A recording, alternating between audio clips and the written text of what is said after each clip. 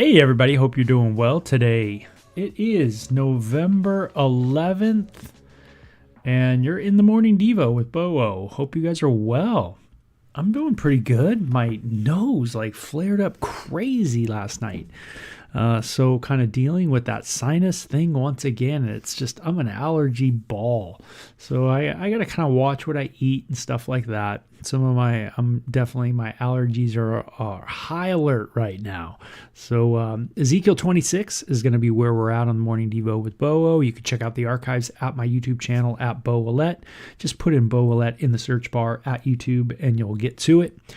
So we're getting through the book of Ezekiel. I go through my devotions actually through the entire Bible. And that's how I've done it for, a long time. Maybe 30-something years now. So yeah. So some people like to read devotion books and the little things, and they kind of get a little bit and then they move on. I'm not that way. I like to see how God's working in the whole entire world, the flow, if you will, meaning the flow through time on the planet, what things were like back then, how it moves into today. I kind of like that. It helps me understand God, helps me understand God's working, and it answers a ton of questions. Most people's questions about Jesus and about who did Jesus pray to when he was really praying? Was it to himself? Blah, blah, blah. So many things I see on the internet are the questions, of course, I had as a super progressive kind of atheistic kid growing up in Southern California. And a lot of times if you just tell them, hey, read through the Bible, and you'll learn, they don't want to do that. And I didn't want to either. It took me a while to finally get to it. I was influenced by reggae, by my music culture, and it made me really wonder what the Bible's all about from the music that I listen to. So that's me in a little bit of a nutshell. So Ezekiel 26, let's get into this.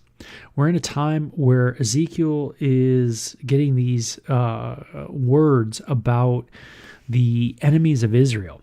So it says on February 3rd, during the 12th year of King Jehoiachin's captivity, it says, this message came to me from the Lord, Son of man, Tyre has rejoiced over the fall of Jerusalem. So this is kind of like 25, where you see these other areas, Moab, Edom, the Philistines, all rejoicing over Israel, Jerusalem specifically's fall. Fall to who? Fall to Babylon. And it says, they've rejoiced over the fall of Jerusalem, saying, ha, she who is the gateway to the rich trade routes to the east has been broken, and I am the heir. Because she has been made desolate, I will become wealthy. Now, this is one of the reasons why Israel is such a kind of critical and has been in the kind of, what do they call it? The kind of front lines of a lot of wars. And that is because it is kind of that epicenter of trade, especially the ancient trade routes, from the south to the north, kind of wrap around this place called Israel. And so it says, she has been the gateway for the trade routes to the east, and it says that God is the heir, right? Or you've said that I am the heir. You said that I'm going to get it. I'm going to get it. And therefore, this is what the sovereign Lord says. I am your enemy. So you say, hey, I'm going to get Jerusalem. I'm going to conquer Jerusalem. It's kind of interesting. You get Jerusalem, but maybe you become an enemy of the deity, right? It's interesting. Throughout the Bible, we always read that Israel is God's. And in the sense that the land, even the land is this place, the place where the temple was in Jerusalem, it has a special place in God's eye. And Tyre wants it, but it's not to be theirs. It just reminds me so many times I want things that really aren't mine. And sometimes we never grow out of that as a kid. Kids just tend to be very selfish. If you've hung out with kids for any period of time, it's not that they are doing the right things. If they had a knife, they might really harm you massively. And usually we have to train up a child in the way they should go so that they learn not to harm, not to be selfish, to learn how to give.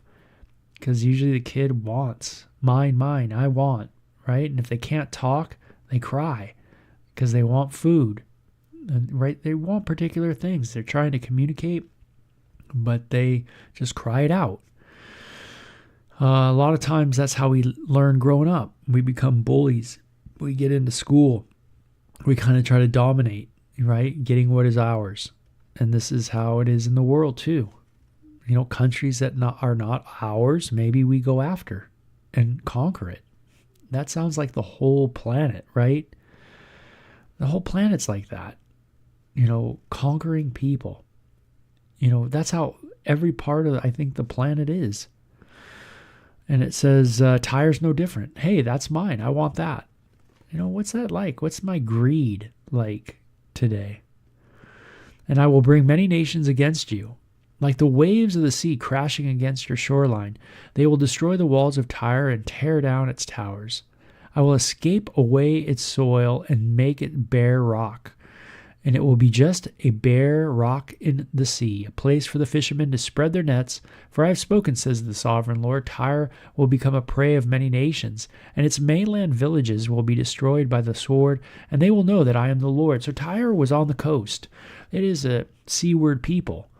And here Yahweh says, you will be judged. I will make you bare. You're once a place of just absolute flourishing. No longer will you be that way. So it's cool to get out a map and look at where these areas are, because it's really relevant to today. And you look at what it's like today over there, and you kind of go, whoa, what a trip, So Yahweh says it's going to be different. He's going to make it quite bare, not like it was in this day. A lot of the wood, if I remember, from the Temple of Solomon was from the area of Tyre.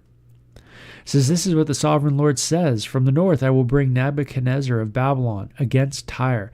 He is king of kings and brings his horses, chariots, charioteers, and a great army. First he will destroy your mainland villages, then he will attack you by building a siege wall, constructing a ramp, and raising a roof of shields against you.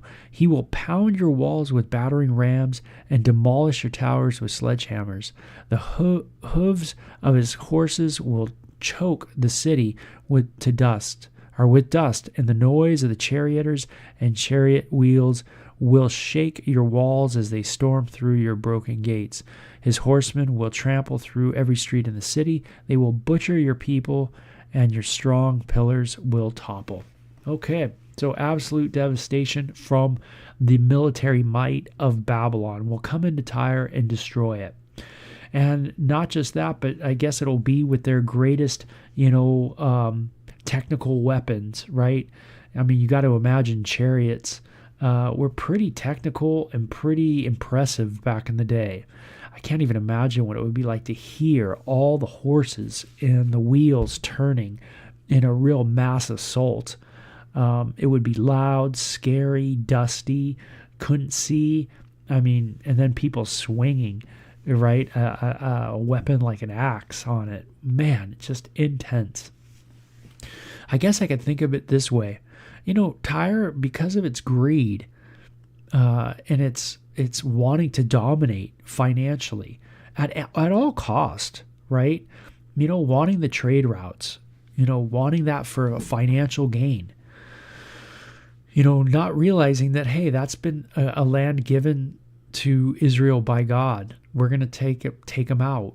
We're not going to pay attention to the Bible. We're not going to pay attention to what the Bible tells about history, the history of Yahweh and Israel. We're just going to ignore that, the Hebrew people and their relationship with this God Yahweh and how it relates to the land that's called Israel and this temple area. We're just going to ignore that. We want it, we're going to take it, that kind of idea.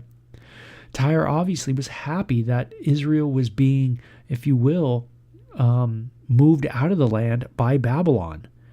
And they saw a prize. They saw an opportunity, a financial opportunity at the hands of other people's tragedy. Wow. Is that not the story of so many books that are written, right? People wanting to get up through a tragedy, through something that happens. How many people have invested in war, right? People's tragedy, right? People that get, they don't have bodily autonomy, right? You have to go to war. You get picked. Your country says you are going to war. And there is no, well, this is my body, my choice, right? You just got to go. That's what your country is asking you to do. And people are making those decisions for those people to go to war somewhere. There's going to be harm. There's going to be death, right? There's going to be casualties. Everybody knows that. And then there's the money trail of who's getting rich off war. What companies get rich? What people get rich, off the military complex. So, it's interesting. Who gets rich in big pharma, in hospitals, right? Who in all that? Who's getting rich off all the drugs that are sold, right? There's so many questions to ask and to think through and to look at. And you go, hey, is the Bible relevant? Yeah. Tyre saw an opportunity. Israel, man, hey, they're going to get moved out. They're going to get conquered. Good. We can now come in and take the land. Hey, that person's going to die. Hey, they're going to die anyway. Why not we do this and we get some of their money? Yeah. There's an interesting idea. I remember looking it up when my mom had cancer. And it was the idea that when people are going to die of cancer anyway, they have a bad diagnosis, that there is people that will still recommend things like radiation and chemotherapy, even though they know that person's going to die. They know that they're going to die, whether they have it or whether they don't, and it's really not going to delay anything. They're going to pass away. It's not going to give them a quality of life or anything, but they push them in that direction anyway, or hint in that direction, because there is a financial gain towards people using those drugs. And we know that. That's not crazy talk. We know that things happen like this all the time. It's because the heart of Tyre is in us. It's in all of us as humans. Greed, desiring more at the expense of others. Man, we are riddled with this in us. Can't you not see that you yourself have greed and greed and envy and things like that cause strife, and that even cause you to do something that shouldn't be done, hurting another human being? Oh, maybe not firsthand hurting them, but hurting them second, third, down, it's through another option, right? So you don't see the calamity per se, but it's there. And that's, I'm sure, what God will judge us all on. See, when we look at God's judgment on us all we see is that we are condemned. We are guilty. We are not like God. We don't think as God does. We don't love as God does. We're not as compassionate. We all are going to be judged based on, are we as good as God? Are we perfect? And the answer is no. You need, and I need, saving, a covering, an atonement. Man, I need help. And this is what the Bible is always moving us towards, right? It's always moving us towards to see the need, the lack that we have, that we are lacking a ton. and we need a Savior. So that's how I see just the application of something that's literally taking place. Tyre, it wants Jerusalem. And it talks about them that they will plunder all your riches and merchandise and break down your walls. So this is Babylon coming against Tyre. And they will destroy your lovely homes and dump your stones and timbers and even your dust into the sea. I will stop the music of your songs. No more will the songs of harps be heard among your people. I will make your island a bare rock, a place for fishermen to spread their nets. You will never be rebuilt, for I, the Lord, have spoken. Yes, the sovereign Lord has spoken. So let's see what the effects are now. It says, this is what the sovereign Lord says to Tyre. The whole coastline will tremble at the sound of your fall, as the screams of the wounded echo in the continuing slaughter. All the seaport rulers will step down from their thrones and take off their royal robes and beautiful clothing. They will sit on the ground trembling with horror and destruction. At the destruction, they will wail for you, singing the funeral song. So here's another funeral song we see. It says, O famous island city, once ruler of the sea, how you have been destroyed, your people with their naval power, once spread fear around the world. So Tyre also had quite the navy. Now the coastlines tremble at your fall. The island is dismayed as you disappear. So that's that little tune that is to be sung about the fall of Tyre. It's a funeral song, it's called. I'm not sure what the tune was about, but I'm sure it was pretty cool, So it says, this is what the sovereign Lord says, I will make Tyre an uninhabitable ruin, like many others. I will bury you beneath the terrible waves of enemy attack. Great seas will swallow you. I will send you to the pit to join those who descended there long ago. Your city will lie in ruins, buried beneath the earth, like those in the pit who have entered the world through the world of the dead. Wow, place of the dead. Isn't that interesting?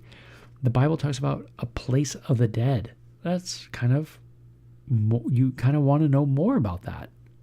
It says, I will send you to the pit to join those who descended there long ago. Your city will lie in ruins, buried beneath the earth, like those in the pit who have entered the world of the dead. You will have no place of respect here in the land of the living. I will bring you to a terrible end, and you will exist no more. You will be looked for, but you will never again be found. I, the sovereign Lord, have spoken. Hey, just like those go into the ground and die, and go to this place of the dead, so you're going to be no more as well. Not in the land of the living. Tyre is going to be no more. I don't know if you can go to that place today and and talk to if there's a ancestry of this place, or if it really has been totally gone. Look it up. Maybe find out. But here, this is what God says to them about their destruction at the hands of Babylon. So I take it that, greed, wanting things that aren't yours, can really kill us in a lot of ways. It can eat at us, and it can be a destruction towards us as well.